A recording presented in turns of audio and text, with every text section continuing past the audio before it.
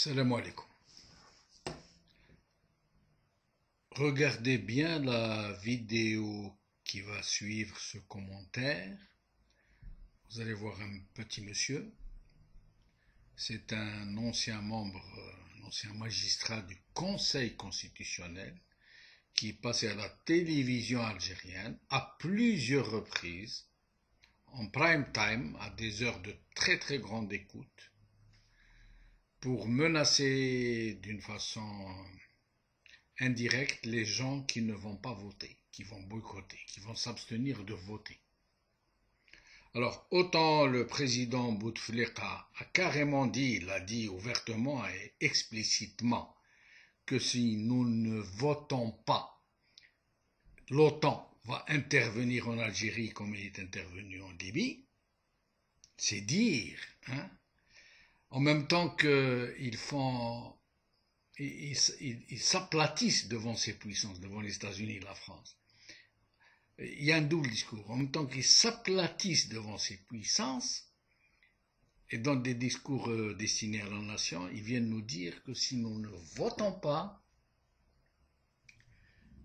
nous devrons nous attendre à l'intervention de l'OTAN avec la même violence que celle qui a eu lieu en Libye. Façon de nous dire que si vous voulez nous chasser, nous allons tout mettre en œuvre pour vous massacrer. Mais enfin, le sujet que je veux aborder aujourd'hui est celui de ce petit monsieur que vous allez voir maintenant dans une vidéo. Et donc je voulais faire un petit commentaire avant qu'il ne passe, pour ceux qui ne maîtrisent pas bien notre langue. Alors, ce monsieur commence d'abord à dire que si avant, dans les élections précédentes, le régime n'avait pas eu la possibilité de vérifier qui avait voté et qui n'avait pas voté, encore que le régime a toujours usé de la bureaucratie pour demander la carte de vote avec mention à voter à tous les demandeurs. Ça veut dire ceux qui demandent un logement, ceux qui demandent un acte de naissance, ceux qui demandent, quelle que soit la demande que vous exprimiez, on vous demandait la carte de vote avec la mention à voter, surtout du temps de Boumedienne. En tout cas, il nous dit que si le régime n'avait pas donc la possibilité de vérifier qui avait voté et qui ne l'avait pas voté, maintenant, nous dit-il, avec les nouvelles techniques, il est devenu possible de détecter, le terme, tous ceux qui n'ont pas voté. Oui, il le dit comme ça.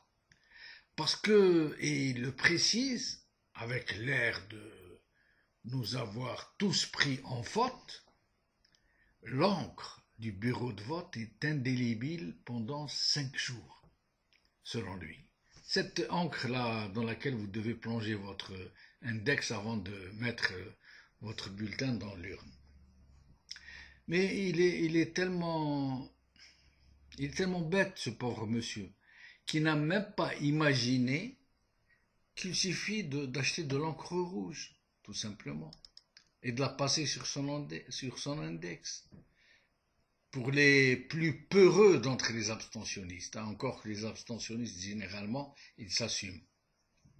Et tous les flics que ce monsieur veut mettre aux 4 coins de notre tête n'y pourront rien, de toute façon, avec un peu d'encre qu'on achète chez le libraire.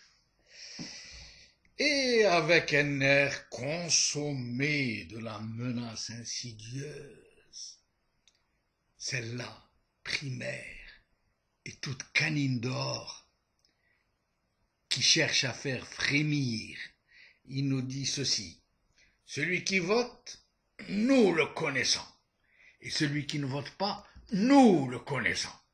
Il le dit comme ça dans sa vidéo. Ensuite, pour nous faire encore plus peur, en même temps qu'il cherche à nous dissuader de boycotter, il nous dit: vous savez qui n'a pas le droit de voter? Les malfaiteurs, pardi. Et tous ceux, nous dit-il, qui sont privés de leurs droits civiques. nous précise-t-il doucereusement. Et il nous fait une petite caresse tapotante sur l'occiput, façon de nous domestiquer en nous rassurant sur notre statut d'honnêtes gens, de braves petites bêtes qui votent pour ne pas passer pour des malfrats.